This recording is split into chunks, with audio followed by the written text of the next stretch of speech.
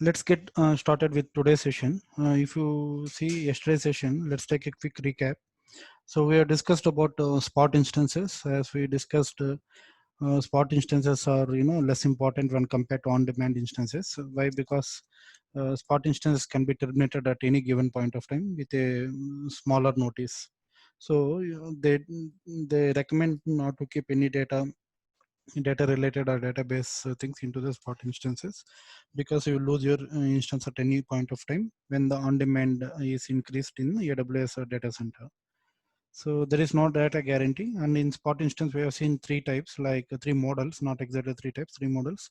One is if you need an instance for a fixed time, right?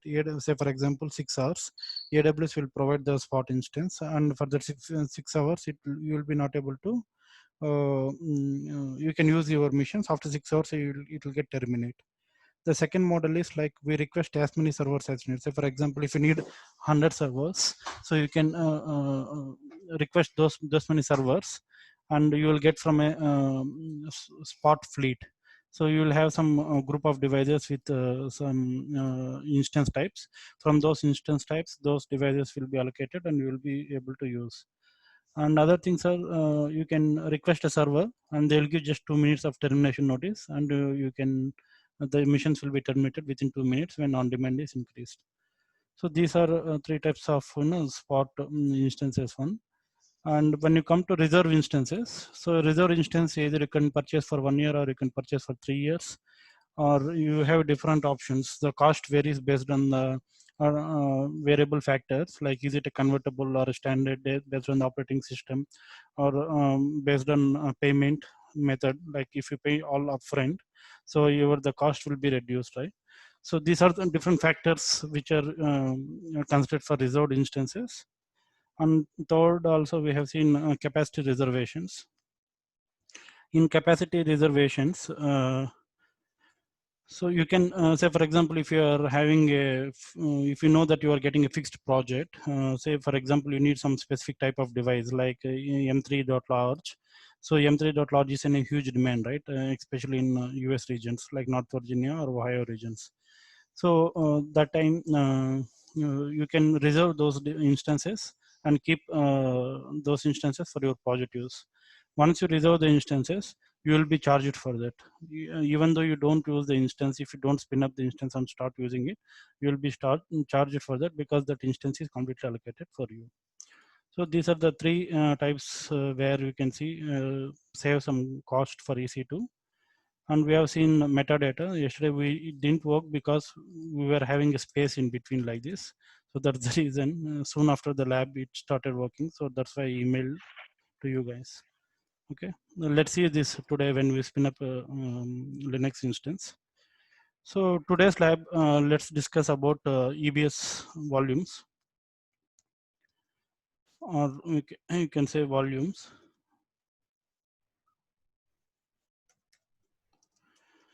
So here we will see what is instance store, and what is general purpose GP2, EBS, sorry, EBS volume. See, if you see here, there are two types of selection. If you go to volumes here under volume, if you say create volume, so you can see here volume type. There are two types of volumes. Basically, there are 5 types. These 3 types will be soon removed. These are like magnetic based ones: cold HDT, throughput optimization, and magnetic standard. And the general purpose and IOPS. We will discuss this both later. So before that, usually there will be 2 types of volumes, which I mean 2 types of storages for your Linux. One is, say for example, if you want to let's spin up an EC2. One is instance store, and the other one is the EBS. So if you see here in the second step, choose instance type. So here you have an instance storage DB, right? So here you have EBS only. So if you see here, if you take any of the device, say for example, if you're taking T2 micro, you will get a storage of only EBS storage. So to understand what is EBS storage, and if you see here, there are submissions which has 1 into 75 SSD. This is called instance storage. So to understand that, let me open my favorite tool. So let's assume we know what are physical servers in a data center, right? So for example, this is your physical server. Let's say you are spinning up an EC2 machine inside this. This is your EC2 machine. So how exactly the physical servers will be like, let's say like this, okay? So you can Google and check. Mm.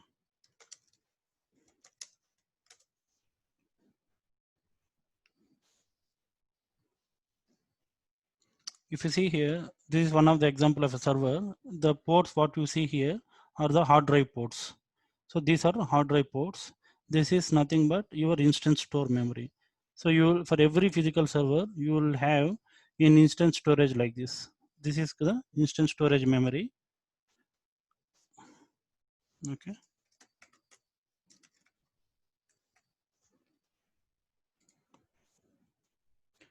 So which is also called as local storage. Local storage for that particular physical server. Okay.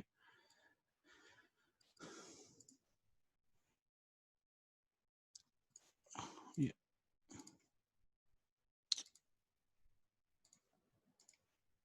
So let's assume like 500 GB.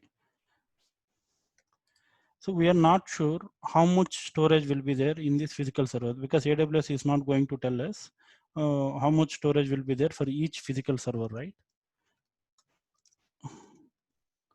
So this, let's say this is EC2 mission. So whenever you launch an EC2 mission, okay, so your EC2 mission, any mission you consider, say for example, you go to this one. Say for example, select this mission and go into configuration details. Let's select this some IP. If you go to storage, by default, your root volume will be in your EBS only. Your root volume will be in EBS. So if you see here, MFRL 0, this is called as 1 into 75 was there, right? 75 GB. This is the instance store memory. By default, you spin up any EC2 instance, it will be by default in your EBS storage. So even now, if you go and see add volume, now here there are two types of storage, right? EBS and instance store. Now in drop down, you can see only EBS. Instance store will not come. Why? Because whatever they show here in the instance type, only that volumes you will get it. Only this volume you will get it. If you want to increase your instance store memory, it is not possible. You cannot increase your instance store. Now, what is EBS? Where the EBS memory will be stored, right? That's a question. Let's understand how the EBS memory is stored in the background. So, say for example, this physical server is in availability zone, right? So let's keep this in availability zone, zone A. So here you will have a storage devices. They call it as like a storage area network.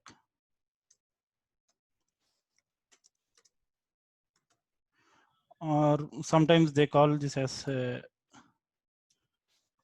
network attached storage also.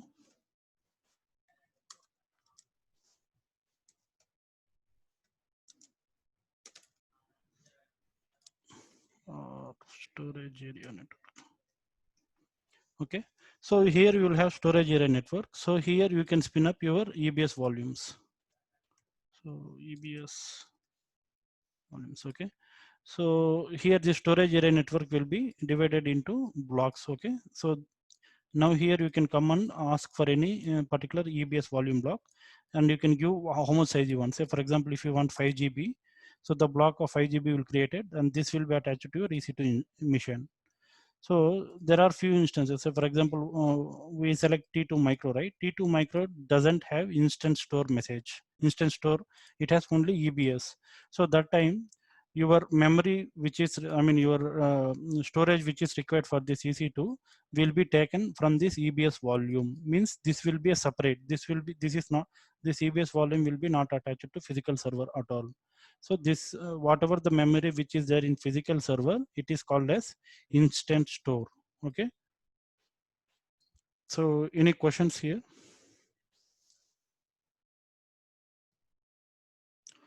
So if you want a let us discuss what is instance store and what is EBS volumes difference. So before that, have you understood what are EBS and volumes and what are instance store volumes?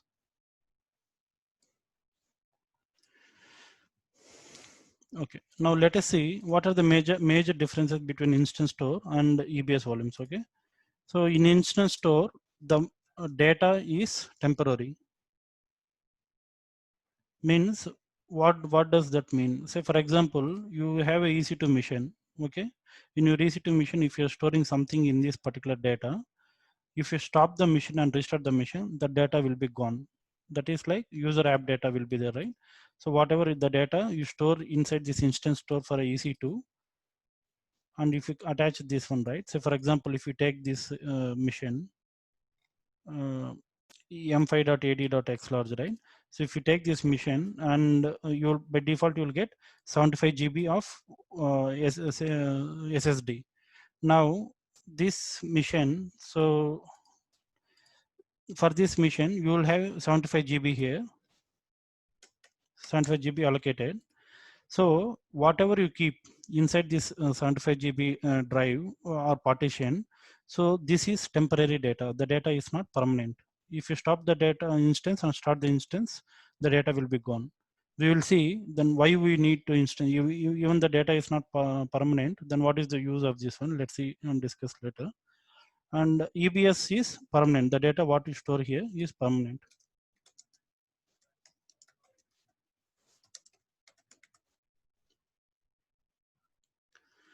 And second difference is the size for instance store is fixed. So you cannot say, for example, if they are giving 75 GB, right?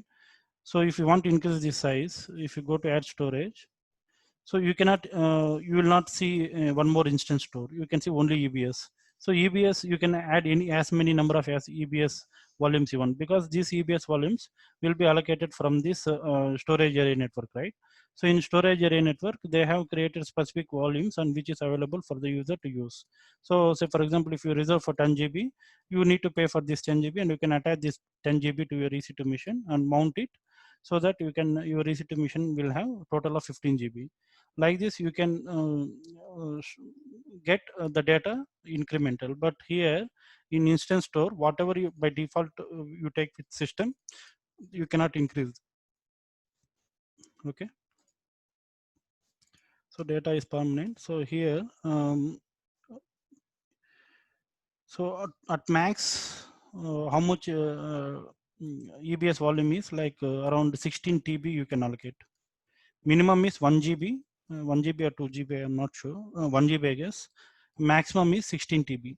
So suppose if you want more than 40 TB, so then what you need to do, 16 TB one, and one more 16 TB and one more 8 TB. So total three EBS volumes you need to take, and you need to mount three volumes to this EC2 machine. We will see let us see, take one 10 GB and mount this one to this EC2 machine and check in this lab today. So at max, one volume size is 16 TB. Okay, you can increase the size uh, from 1 GB to 16 TB per volume. And here the data is temporary and size is fixed.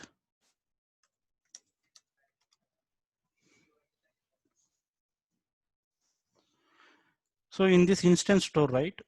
So in Linux, there is something called LVM, Logical Volume Manager. So you cannot use that. So you cannot use Logical Volume Manager here. So when you are partitioning, right? So when you add new volumes to attach to the EC2 machine, you need to do logical volume for this one. So EBS can be used for logical volume. So you can create multiple drives into one drives. Creation of multiple drives to single drive is possible. Okay. So we know, right, 16 TB is the maximum size of one volume. So if you want to go beyond 16 TB, you cannot do that. So your application need around 100 TB to use. Then what you'll do, you will use logical volume manager. You will take multiple volumes, and you will attach this volume into a single partition, and you will give it to the EC2 machine. Okay. Then instance store, this is available only in SSD. So SSD, and if you see EBS you can get in SSD mechanical drives as well.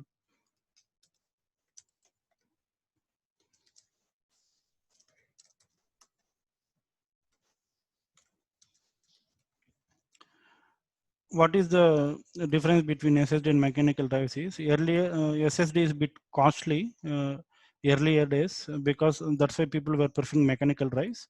In mechanical drives, the throughput and other things were less. The IOPS speed was less. That's why people were preferring SSD. Nowadays, since the manufacturing is too high, even SSD is getting for cheaper. That's why mechanical drives will be gone. That's why I said, when you go and select here, for example, so you have 5 other options, right? So this 3 will be removed very soon.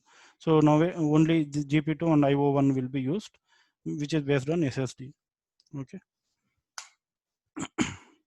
So these are the major differentiation between instance store and EBS volume. So any doubts still here? So have you not understood what is instance store, how the EC2 machine is having the data allocation or volume allocation? If you are not understand, I can repeat the topic again. Questions? Harish, if you can give a quick, not the complete repeat, but the quick thing again on this one, then. Yeah, sure. Yeah, I also wanted. Yeah, Thanks. sure. See, we have a physical server in a data center, right? So let's assume this availability zone. Inside the availability zone, we have seen in our earlier diagrams how the physical servers are arranged in our racks. So we will have a rack. Inside a rack, we will have physical servers. Let's assume this is as one physical server. So whenever you spin up EC2 instance, okay, by default, every physical server, whatever you purchase, right? So even AWS also purchase physical servers from HP or other vendors. So if you see here, this is one of the sample server. So by default, this server will have some hard drive. Okay, this hard drive cannot be given for all the customers, right? So the hard drive will not have that much capacity. So those physical servers are nothing but instance store. Okay, this is the instance store, the memory which is coming with a physical server. So this memory is a temporary memory. This is not a permanent memory. This is a temporary memory. So we are not sure how much memory of physical server will be there. But if you want to know how instance store memory will be is there for your EC2 or not, while spinning up your EC2 machine, you can check it here. Yeah, under choose instance type. If you under the storage, if you are having something like this, 2 into 300 SSD means 300 GB of 2 SSD volumes will be allocated for this particular M5AD.4X large. So if you're taking high configuration missions, then definitely they are going to give some instance store memory. So this memory is a temporary memory only. We will discuss why this temporary memory is required when you're taking such large devices. Okay. Now, if you're seeing here, we have EBS volumes as well. So since we cannot accommodate this instance store memory to all the EC2 machines for customer needs, so we will have a separate storage area networks, or we can call this as network attached storage devices. So here what we will have, here we will have a bunch of EBS volumes and bunch of storage areas. So you can create a volume here, and you can allocate this volume to our EC2 machine, which is already running in that particular availability zone only. So if you want to allocate this volume in a different availability zone, then you need to create a volume in that particular availability zone, and you need to allocate it. So that we'll see how to copy a volume and other things. So two things you keep in mind. One is instance store is a temporary memory. Instance store is not mandatory for every EC2 machine what you spin up. Second thing is, any EC2 machine what you spin up must and should have EBS volume, because your root operating system will be there in EBS. So that we can see here under storage.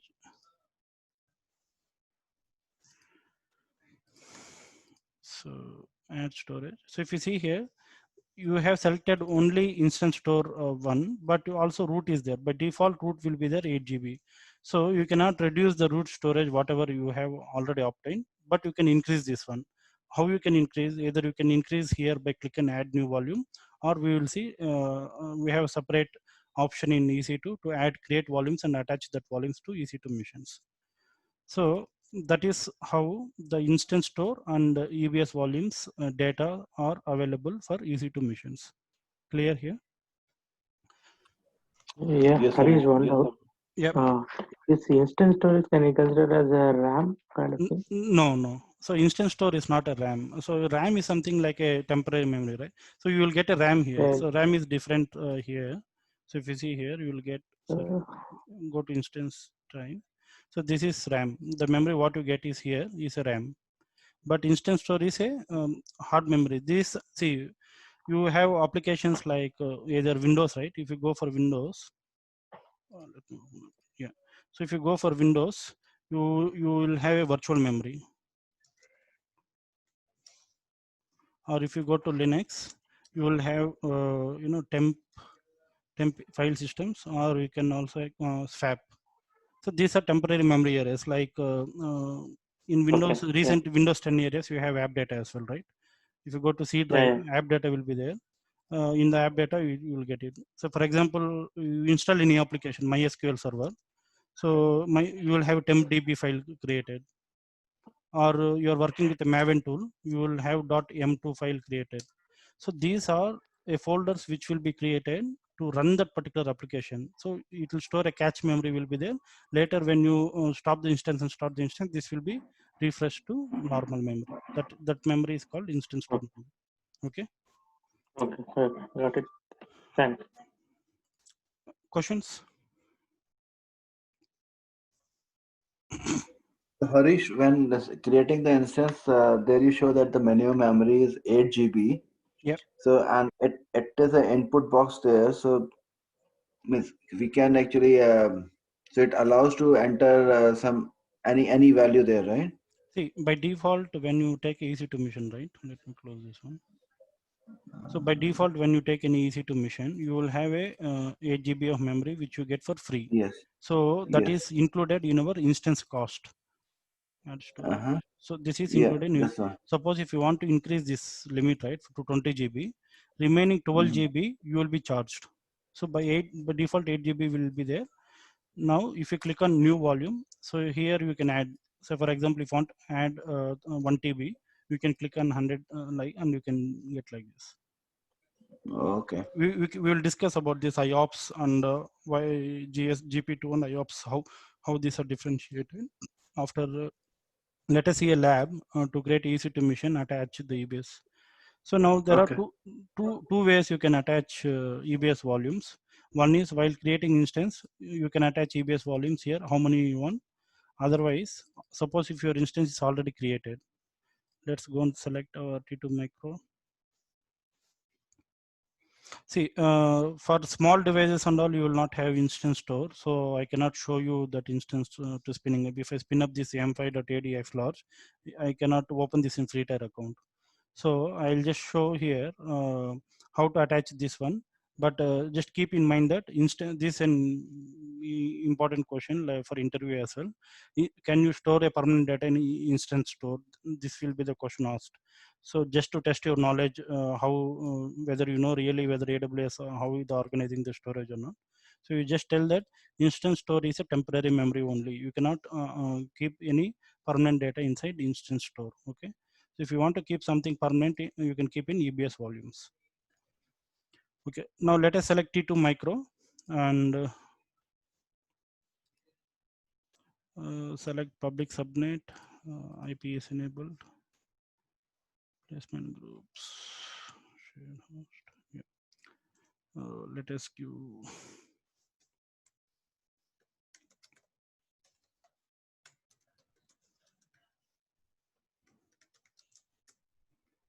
Uh,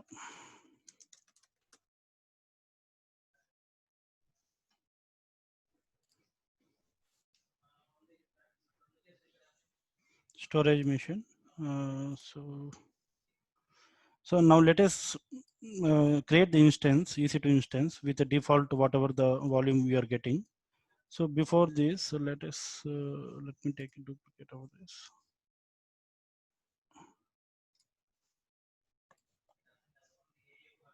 Whenever you create a EC2 instance, right, a volume will be created. So for example, this is what 8 GB of volume. So if you that you can see here as well, you will have an option here under Elastic Block Store. Click on volumes. So if you see here, now there are no volumes. So when we spin up EC2 instance, a new volume will be created here, which is of 8 GB. Okay. Thanks.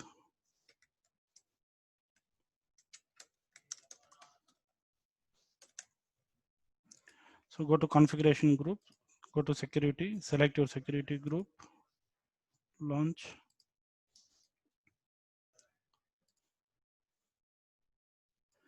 So let us check this EC2 machine.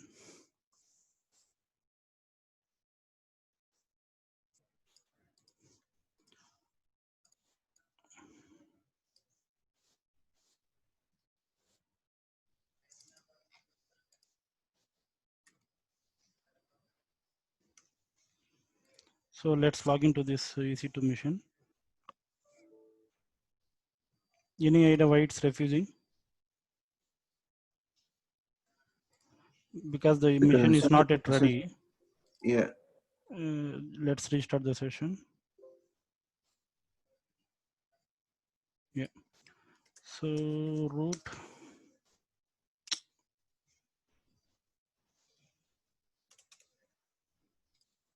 So if you see here, this even our startup script has been worked. Storage machine.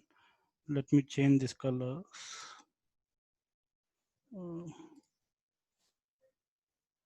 Let me increase font as well.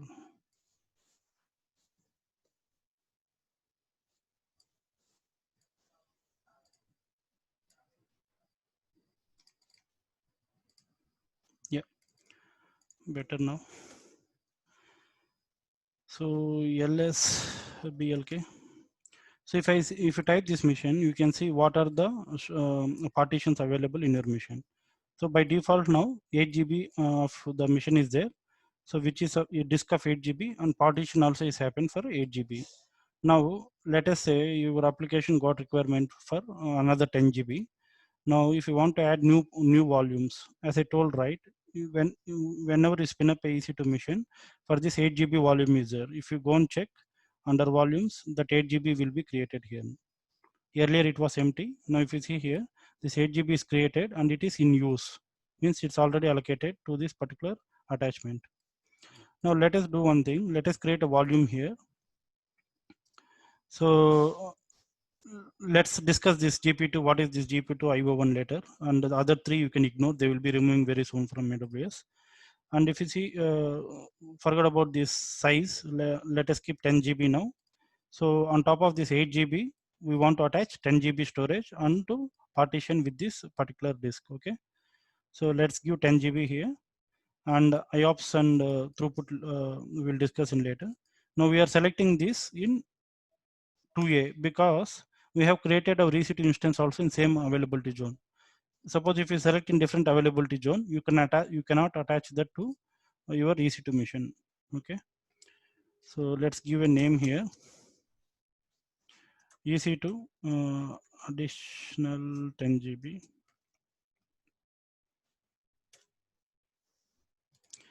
So create this volume. So just refresh. So if you see here, the volume is available, but it is not in use. So if you want to attach this volume to an EC2 server, so right click, or you can get in actions as well. So attach volume. Here you can select the instance for which instance you need to attach. So here it is showing the instance name because both the EC2 machine and the volume which we created are in the same availability zone. So it is in the same availability zone. Okay. Now let me cancel this one. I will create one more volume. Let's say I'll create 5 GB. I'll create in zone B, availability zone B. So let me say this as zone V storage.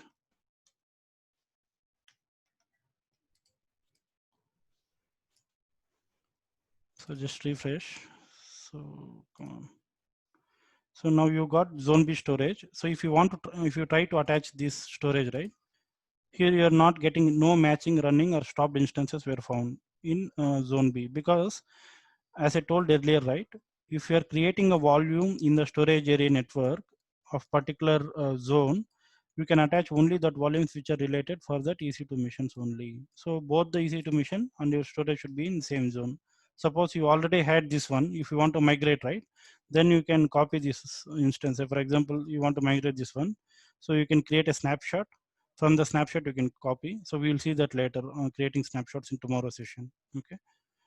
So let me delete this zone B storage. Your storage is chargeable, so don't say for example it is free, right, to create. So you create storage and don't take 1 TB and keep it in your store volumes. So it is chargeable.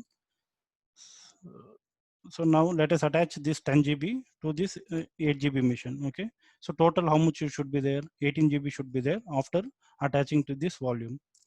Sorry for the question, Harish. Yeah, while you're telling, right, like chargeable, not chargeable. Again, asking this maybe maybe not that much a great question. Yeah. Cost, whether price involved or not, how we will come to know, Harish, by the way? Is there any shortcut for that or any reference, by the way?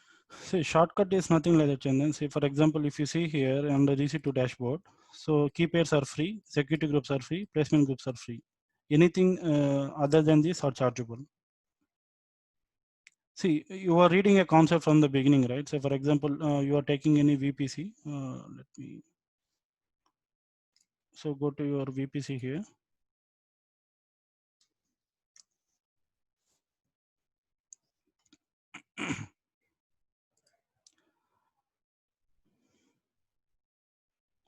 So, when you take VPC dashboard, is VPC chargeable?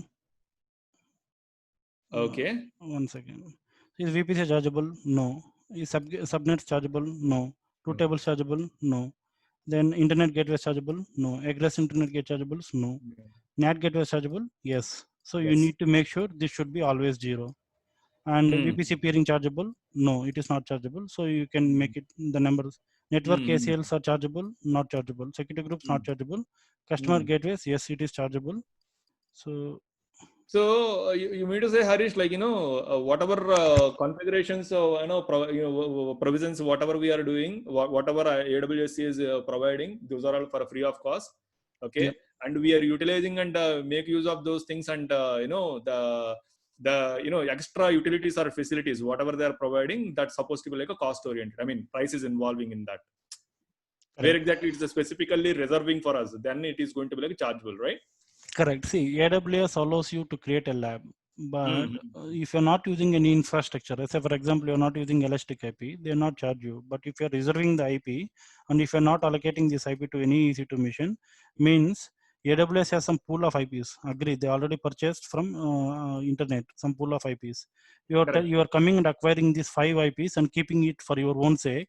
No one is using these IPs, right? But AWS will charge for you for that. Reserved for us, yeah. Reserved for us. So that's way you see, because end of the the training after 30 days, you will be thorough with all the concepts. Then you can understand which is chargeable, which is not chargeable. Soon after the lab, you need to terminate whichever you are not using.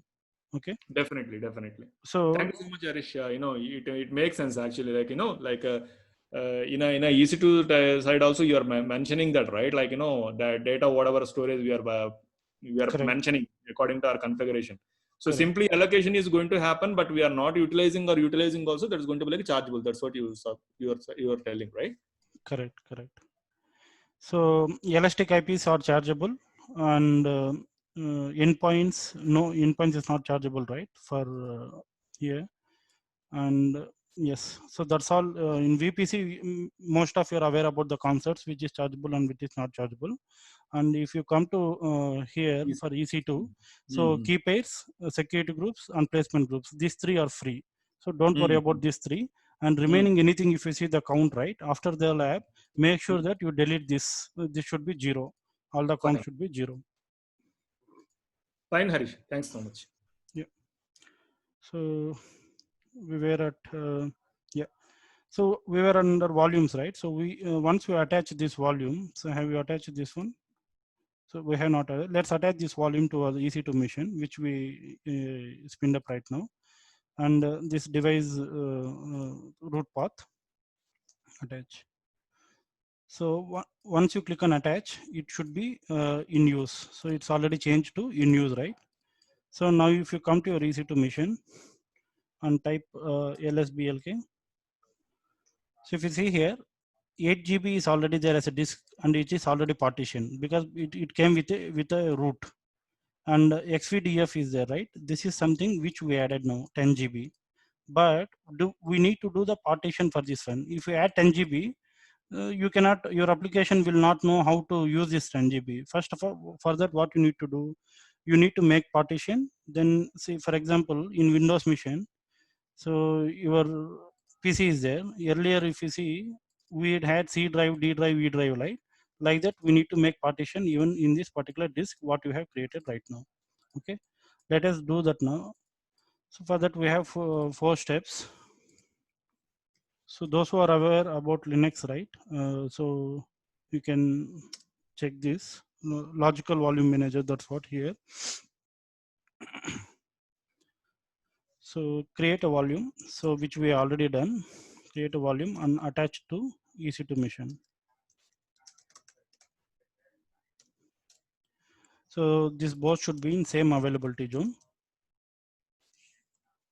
Should be in same availability zone. So make a partition of the volume.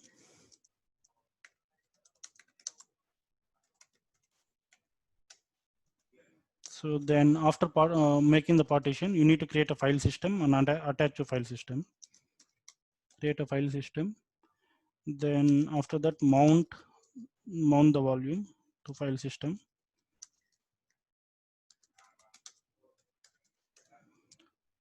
Then save the mount in FS tab file.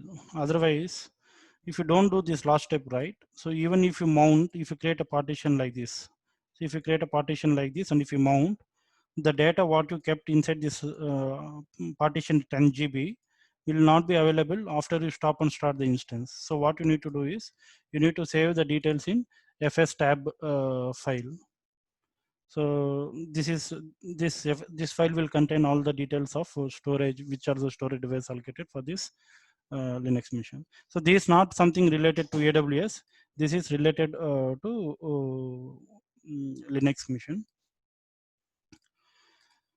Okay, so we have now 10 GB here. So let us, this is with XVDF. Now F disk. Now let us log in, copy this XVDF. So what we have done, so we have made a partition to this disk file. So now you will get options here. So command M for help, right? So just type M. So you'll get the details like here. So now what exactly we need to do? We need to add a new partition. So you need to type N. After adding a new partition, we need to write and save this one. I mean, write the table to disk and exit. So these two options we will do. So M and W. So now just type N. N is adding a new partition to this F disk. So see, after typing N right, just press 4 times enter. If you want to learn, you can read and learn. So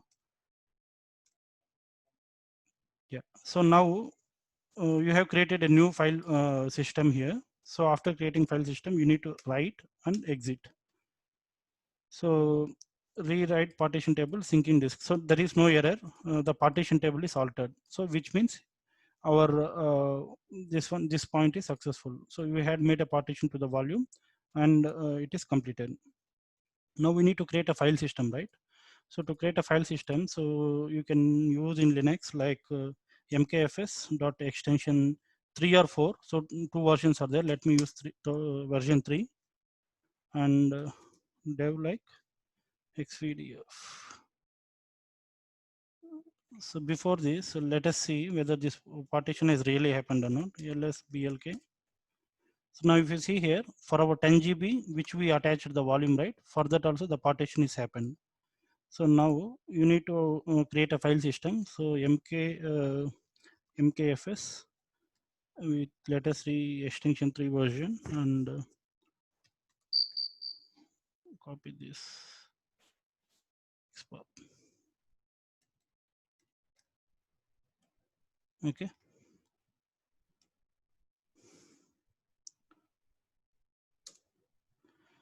Yeah. So now the file system is created. So let me create a folder here, mkdir. I'll give the folder name as 10 GB volume list. So if you see here, I have created a folder of 10 GB volume. And after creating this one, what is our next step? So we need to mount the volume to the file systems, correct? So mounting the volume, how we can mount is like the command is mount. So the path of this particular xfa1. So this is the path, disk path, and we need to mount to folder 10 GB volume. Okay. So this is the command. Now the mount command is also done. So if you see here, lsblk. So 10 GB, this partition has been mounted to this particular file system. Clear?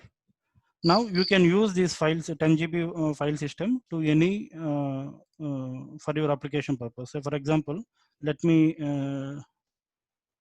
navigate to this 10 GB file system folder.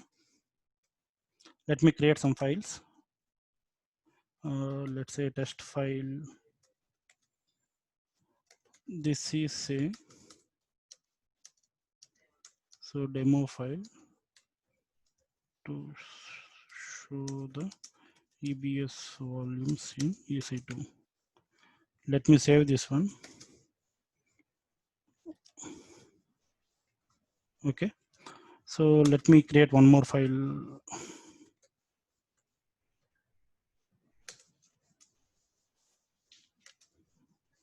Let me. So I have total 4 files. ls-l. So test file 1, test file 2, test file 3 inside this 10 GB volume folder. Now, see, if you want to really learn about this partition and all, right? So follow the commands which I use now.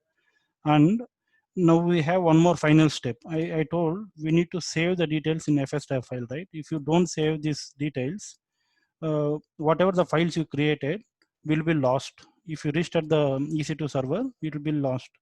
You can check that. For now, okay, let us try that one. Let's go to EC2 dashboard. Stop the instance. See, if you reboot the instance, it will be still there. Reboot will not remove them. But if you stop and start the instance, these files will be lost. So these files will be not available. Okay, so you try that. Due to time bound, let me continue with this. So now if you want to save this partition into this fstab file, so fstab file will be under etc location. Oh, I guess fstab. Yeah. So you should get details like this. What are the existing files like that? So now what is our path is? So it is yeah dev and xvdf1,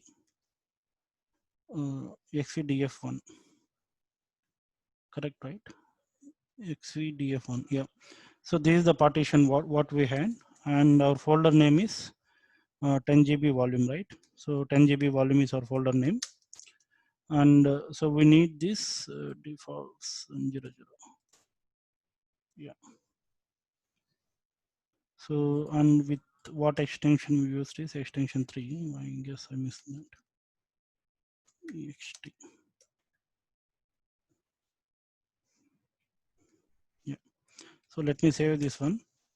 So now the partition is happened. So we have created some sample files, 4 files. Let us create one folder as well, mkdir Harish. So now if you stop the instance and start the instance, still the files will be there. Why? Because we have added additional 10 GB volumes here to the existing EC2 machine. So on total we have 18 GB.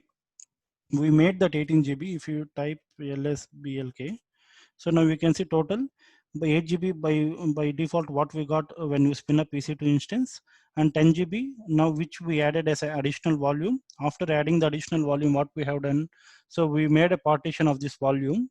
And see, you can ask one more question here, like 10 GB, can we break it into 2 GB, 2 GB, 2 GB and make different partitions? Definitely we can do that, but this is not a Linux class, right? So this AWS, so that's why I'm just wanted to showcase this one. So if you want to see how to make partition, you can check in some Linux commands, and you can try this on your own. Take a 10 GB volume, make into 5 partitions. Now I made only one partition, right? Make 5 partitions of 2 GB each and try that. Okay, then you will be well versed with these commands. So now I made 10 GB as a partition. After that I mounted the volume, then I saved the mount in fstab file. So this is how you need to attach the volumes into your EC2 machines. Understand?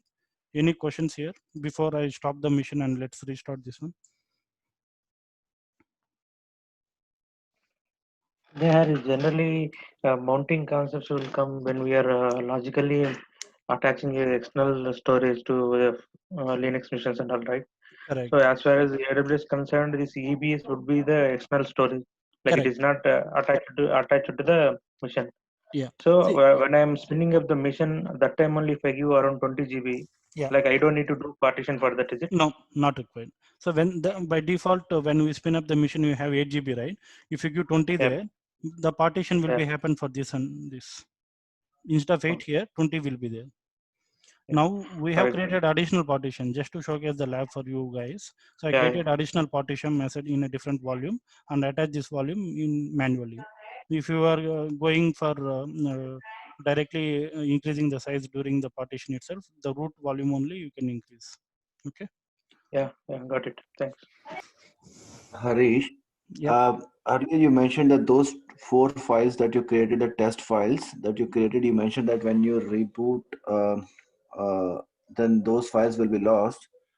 So, and later on, you did those fstab-c and fstabs, Yep. and you said that those file will remain. So, really couldn't actually get that part. So if you see here, so we are doing here 4 steps after creating a volume. The first step is we are partitioning the volume. Partitioning is nothing but earlier, if you know, in Windows we have C drive, D drive like this, right? So that is the partition. Means out of 1 TB, we will break up into 250 GBs of 4 partitions, C, D, E, F drives. So that is nothing but the drive partitioning. So that you can see here. So this is part of this 10 GB. So now I made only one drive of this particular partitioning. So we have done partitioning. Means after partitioning, if you cannot directly use this one. You need to mount this partition into a file system. Okay. So I created a 10 GB volume folder and I have attached this folder to this particular partition. Understand? So that is the third step. Okay. Creating file system. Then we need to mount the volumes to file system, which is already done. Once after mounting only, you'll get like this. Now you need to register this mount, whatever you have done, right? This particular partition, this mount into fstab file. So fstab file will contain the details. So for example, nano, you can check the nano tc fstab. So this is a file which will contain the details of how many partitions are there, what are the devices, to which volumes it is attached. All these details will be here. Now, if you don't attach this device partitions and this file partitions in the references here, then even though you create and save the files, so let me come out of this. So even though you create and save the files inside this 10 GB volume folder, here, Mhm. whatever the Yeah. files here, if you stop and restart the machine, those will be not saved. So that I said to try by yourself, because if I start and Okay. start again, I need to follow these 3 steps. That's the reason I asked you people to try. Okay. I think, Okay. Harish, the files will not last, but the logical connection between this mounting will be gone, I think. No, even the files will be lost. You can try and let me know, Kiran. The Yeah, files yeah, will be I'll lost check. because logically you are not connecting the mount system into this file system, right?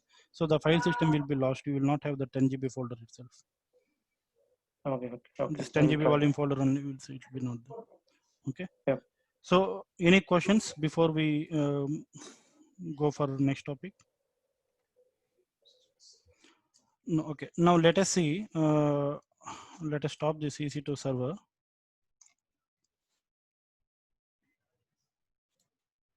Instance state stop. So if you see here, I already lost connection to my putty.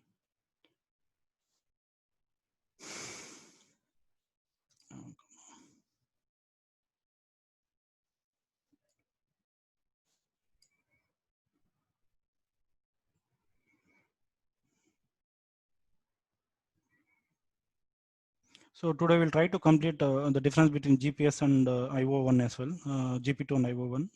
It is also related to volumes only.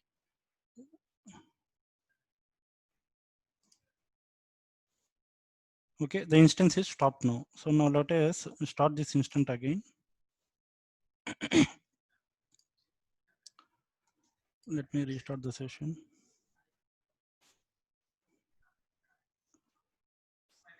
See, the system is going down for power off now. So you can see this route here, the logs.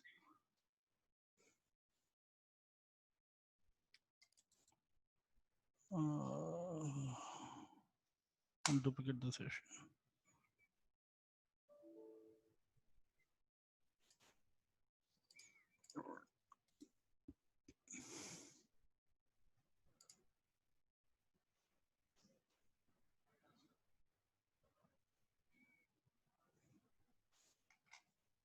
Come on.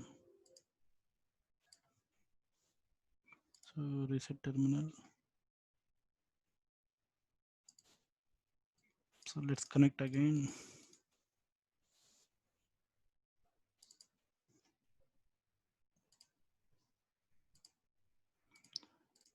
So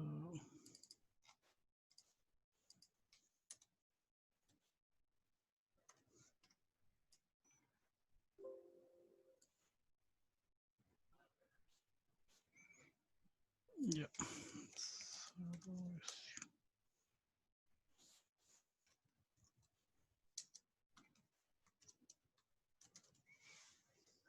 CD 10 GB list.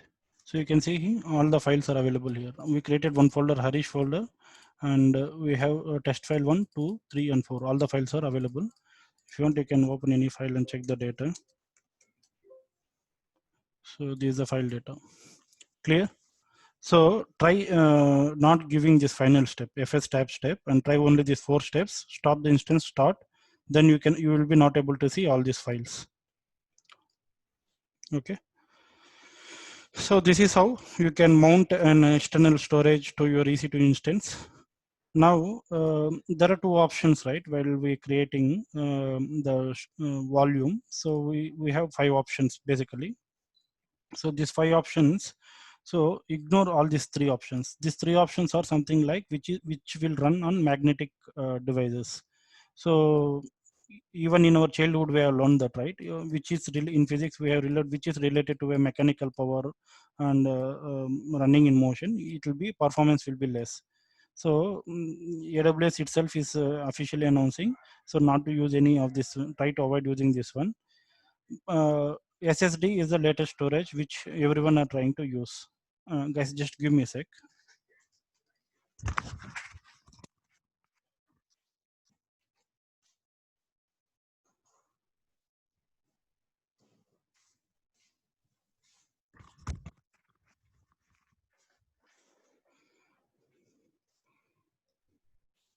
Sorry for that. So AWS itself, we have two options. One is SSD, general purpose SSD, which is called GP2. The other one is provisioned IOPS SSD, which is called IO1. Okay. So other three options, you can just ignore this. Because the performance, see earlier why SSD was not morely used is it was too cost. The cost was too high. Because the manufacturing was very low. So now SSD manufacturing is high. The cost has been reduced for SSD. Almost the cost is similar for these both, but the performance is high inside this SSD storage. Okay.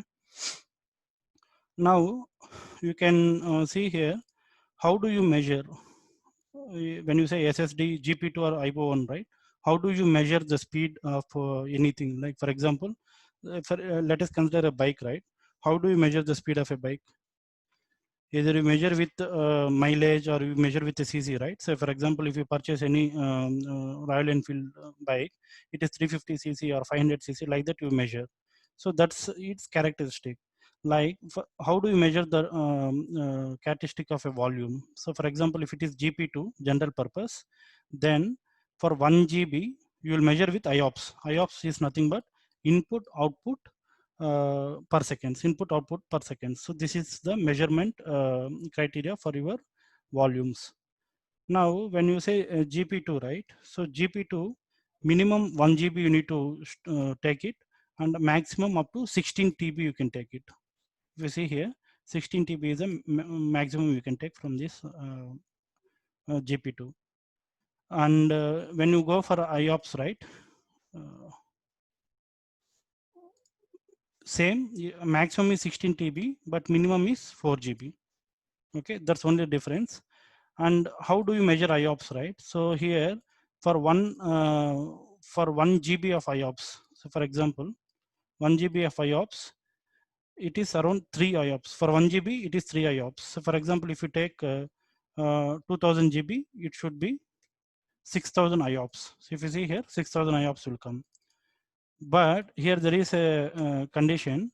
So for example, even though if you take 16 TB, you can take cut max, right? But if you are taking like 10 TB, right?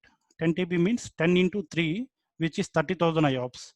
But maximum they give 16,000 IOPS only. Even though you increase your size of your storage, the IOPS is limited to a max of 16,000 IOPS per volume. Okay, clear here? But if you go to let me complete IOPS as well, then I'll take questions. So if you go to IOPS here, in IOPS here, let's assume if your minimum is, you cannot take 1 GB or 2 GB. So here it tells minimum should be at least 4 GB. So you give minimum 4 GB. So for one IOPS, I guess you have around 1 GB of IOPS, you have around 50 IOPS. Provisioned IOPS is 50. Yeah. So I guess you can read it here. Yeah, 50 IOPS per GB. Okay. So then you can ask, everyone can use this IOPS only, right? So there are some limitations. Let's discuss one use case further. Now let's say this is your GP2 and this is your IOPS. Okay. IOPS is also called as IO1. Okay. Now you have a customer. Okay. The customer will come and tell, boss, I need 20 TB of storage with 250,000 of IOPS. So this is the customer requirement. Now as an architect, how you need to design this is, so go to your general purpose SSD. So if you are going and customer asks for 20 TB, right? So at max 16 TB only you can create for one volume. So what you will do, try to create for 16 TB. But what is the maximum IOPS you get? 16,000 only. So 16,000 means let us calculate this one. 16,000 divided by 3 IOPS per second, right? Means which is 533. So this many GB if you are taking per volume. Come on. 533. Let's give 4. Yeah. So if you give sorry. Yeah, if you give one volume size as around 5 GB, 5.3 GB, your IOPS will be 16. Now, what is the customer's requirement? 2,50,000 IOPS is required. So, if you go to calc, let's take calc.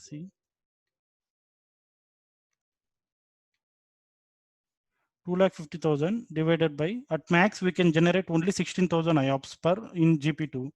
So how many partitions you need?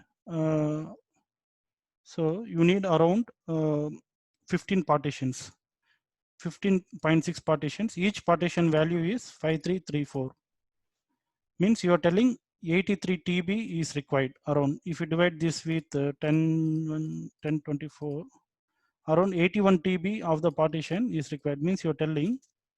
So if you want 2,50,000, sorry, 81 TB, so it is in GP2 only, right? If you take 81 TB, then you will get 2,50,000 of IOPS. So that's what in GP2. Let us see how about in IO1. So when you select IO1, so per GB it is 50, right? 50 IOPS will be there. But here, what is the max IOPS which you can generate per volume is 64,000. Okay. So if you go and take calculator, so if you take 2,50,000 divided by 64,000, means around 3.9 volumes you can create. So let's say, what is the size of each volume should be? Let us take around 10 GB. 10, yeah. Come on.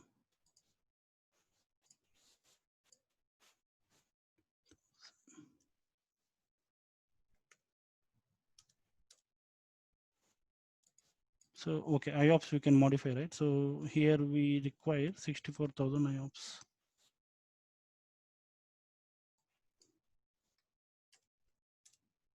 So 10 TB for each volume. If you take 64,000 of 10 TB into 4 volumes, then which is around 40 TB, right? In IOPS within 40 TB you can achieve 2,50,000. Okay. So what you want to understand here is, say for 1 GB, 3 IOPS is there in GP2. Okay. In IO1, it is 50 IOPS for 1 GB. 50 IOPS to 1 GB. So if you want to achieve 2,50,000 IOPS as per the customer requirement, here how many partitions you need? 2,50,000 divided by maximum how much is the range? 16,000 IOPS you can generate per volume. So around 15 or 16 volumes you need. So each volume size is 5 GB, 5.3 GB is the maximum volume size. So 81 TB of storage if you take, then you will get 2,50,000 of IOPS in GP2. Whereas in IO1, here you need to take 4 partitions, each partition of size of 10 TB. Then 4 into 10 is 40 TB. Within 40 TB, you can achieve 2,50,000 of IOPS. This is what you are going to conclude for your customer. But what do you suggest to customer? Can you say, since the storage 40 TB is less with IO1, can you go and tell customer to use IO1? No, you cannot do that. Why? Because the costing is completely different. GP2 is less coster and IO1 is more coster. So let us see the cost calculator in AWS to understand that. So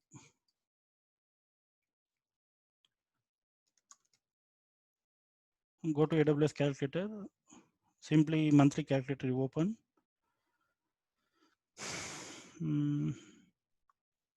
So let it be North Virginia region and EBS volumes, add a volume. So here you give the volume as, so how many volumes we need? We need volume of 16 volumes, correct? And storage, each volume is 533. So if you see here, the monthly billing is 9,382. Okay, copy this one, put in GP2. What is the monthly bill? 9382 is the monthly bill for GP2. Now same thing, check for, sorry.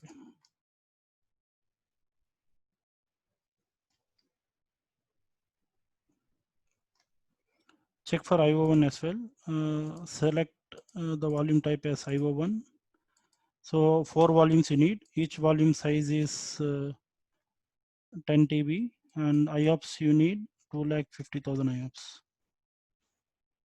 So sorry, each volume size will. So if you see here, estimate of your monthly bill is this one. It is almost 3 times of the GP2, right? Almost 2.5 times of the GP2. So you can tell your customer, if you go with 40 TB of one, you will be achieving around 250,000 IOPS, but your bill will be 23,000. But if you are going with GP2, you will get 80 TB of storage with the speed of this one, and your bill will be this one. So this is how you need to convince customer and get this done as an architect. Clear? Questions But here? Harish, in what circumstances someone would choose IO1 then? Because IO1. if it is like, if the cost is kind of a kind of more than double, then in what circumstances customer would choose this IO1? See, it all depends on customer requirements. If the customer is not worrying about the cost, if he is worrying only about the performance, then he will take for 40 TB.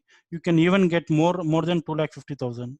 So then the time the customer will choose this IO1 usage for his SSD.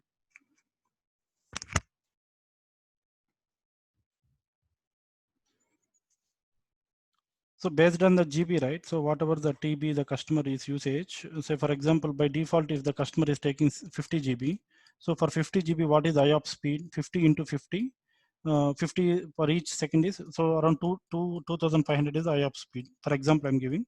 So if you take for normal SSD storage, 50 into 3, which is around 150. So 150 storage. So the customer don't want to increase his storage, but he want to increase his speed. Then he will go to IOPS. So the storage is same here, but the speed, if you see in GP2, the speed is very less. But if you see the IOPS speed it is very high. So the customer should not increase his storage, but he want to increase his throughput through IOPS one. Then he will go to this IOPS use case.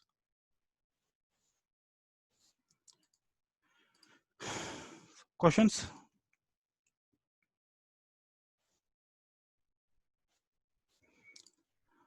So before removing the system, yesterday we have tried metadata, right?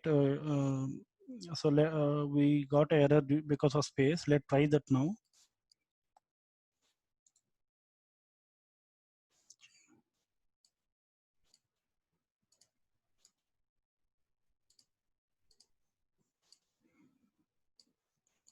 Okay. So questions, anything related to EBS volumes or IO instance store or GP2 or IO1?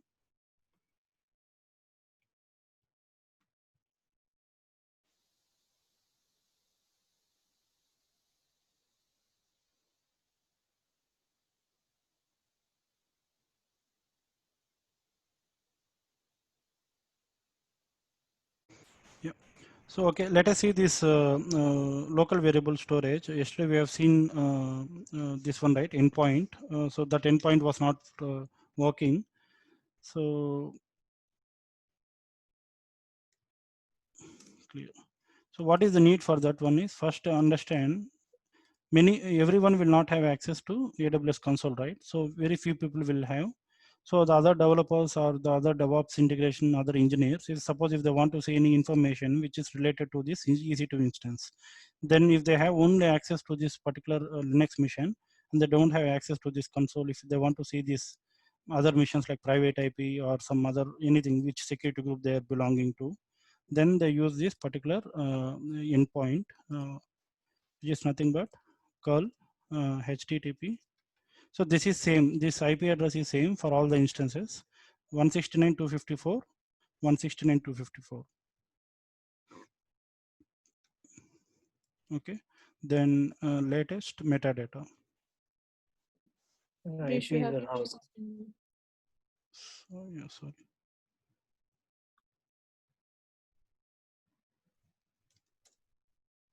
Yeah, sorry. So you can see these are the available things which you can see through this curl. So for example, if you want to see local host name,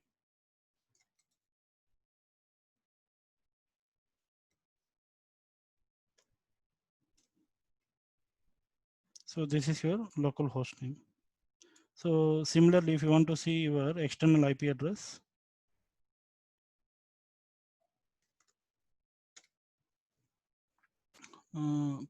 public IP address is let's say public host name. So this is your public host name, right? So now if you want to, so always you cannot type this URL, right, to get what is the name. So if they want to use some automation in their scripts, right, so then what they can do is, so let's copy this one. Let's create a local variable. Let's say this is public name. So this is my local variable. So public name. So no space. Again, I'm giving the same mistake. So then just give this endpoint here. Okay, if you see here, there are no errors. Yesterday we are facing that public name is not in other things. So that's, then if you want to read this one, you can just type, use the dollar in front of local variable, whatever you created. So public name. So you can see the name of this is stored in the local variable. Now you can use this name to in your scripts inside this Linux machines. If you are having any dedicated scripts, right, which will execute, say for example, you need to ping and verify whether this internet connectivity is there for this or not. So then you can just use this public name. So even though if some information, let's say the mission IP address is got changed, right? So say for example 18 to 24. So even though if it is got changed, by default this public name will be always same. So anything, any queries here?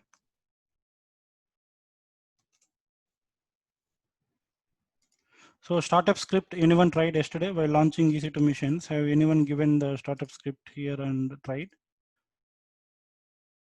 So today it's working. Why? Because yesterday we were giving additional space for that. That's the reason it was creating like that. Yeah.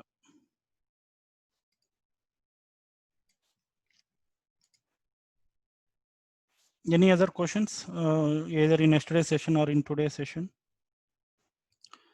So to summarize our session, so we have discussed about volumes, why the volumes are used. Say for example, you take any mission, right? Either is it's a Windows mission, even the volumes is same for Windows mission.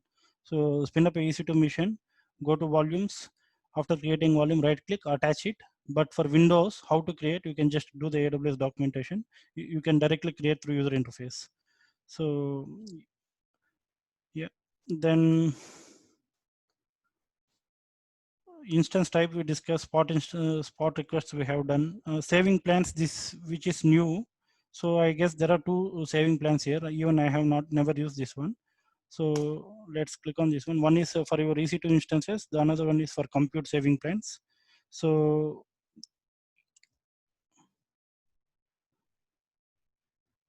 yeah, purchase a saving plan. So you can see here compute saving plans, and one is EC2 instance savings plans. So if say for example you need a instances for 1 year, right? So if you go and try to you can bid here hourly how much you are going to pay, or you are going to pay partially, which is similar to reserved instance. But in reserved instance you are going to reserve the instance. Here in saving plans you are trying to estimate and you are placing an order, so that if AWS is ready to give you missions for that particular thing, then they will execute this order. That's what my understanding as per the document, but I never used this one. So if you want to try, you can try this one. Then reserved instance we discussed, dedicated host we know, capacity reservation we already know. If you have a project which is upcoming, you can reserve those devices, but you need to pay even though if you don't use that. Then AMIs. So AMIs, yesterday we've seen how to create a specific image, but we have not tried again to spin up an instance using our own AMI. This we'll see tomorrow when we're discussing about snapshots. Okay, snapshots are nothing but a backup of this volume. Say for example, you want to change your EC2 mission type or something like that. You want to stop the EC2 mission, release it, but your volumes will be there with you. So you can attach these volumes to any EC2 mission, or you can copy these volumes to a different location as well. So create a snapshot. If you create a snapshot, this snapshot, if you give the details, it will go and save. And the snapshot, either you can save in S3 or in any other storage medias. And you can, whenever you want to create new volumes, you can use these particular snapshots and create the volume. Okay. So this we'll see tomorrow session, lifecycle manager and snapshot. So once we complete any remaining options, see, other things are self-explanatory. You can go read it directly and you will be able to understand that. If you have doubt, you can ask me. So then 2 topics will be pending. So elastic IPs we covered, security groups we covered, placement groups we know, key pairs we already know. So key pairs, see, few people when they did VPC pairing, right? So you, whatever the key pair which you have done in one location will be not visible in another location. The time, how do you want to copy? Suppose if you want to copy the same key pair, we can copy these key pairs that we'll see in tomorrow's session. The network interfaces, yesterday we have seen why network interfaces are required. If you see here, if you spin up any EC2 mission, by default one network interface will be there, ENI. So we have seen to add multiple, right, yesterday while creating EC2 mission. So we had added multiple Ethernet cables, and we know what is the use case to use that. Then only 2 topics will. Harish, one doubt. Today I was trying to add this Ethernet, one more Ethernet. Yeah. In that case, public IP is not allocated. Public IP, see, for one EC2 instance, you'll get only one public IP. If you want to add one more public IP, you need to go to Elastic IPs, create a public IP there. Then you can allocate that public IP to this EC2 mission. For one EC2 mission, you can allocate 2 public IPs. The second one, you need to allocate it from Elastic IP. Okay. Okay. So then 2 will be pending. So by tomorrow, let's complete the remaining parts which are there in EC2, so that only load balancing and auto scaling will be pending. So load balancing we'll see on Saturday, auto scaling we'll see next week. Okay. So meanwhile, keep on practicing the other things, like at least read this one, spot instances, spot saving plans and other things. So if no queries, just go through this one. So there is no much lab. Today is the lab. You can create a volume, attach that volume, partition it, mount it, and save this mount in FS tab, and check whether it is successful or not. Okay. Okay. Yeah. Thanks, Harish. Okay. And also have a theoretical reading session on this GP2 and IO1. Okay. So those are important. You'll have 1 or 2 questions on that as well.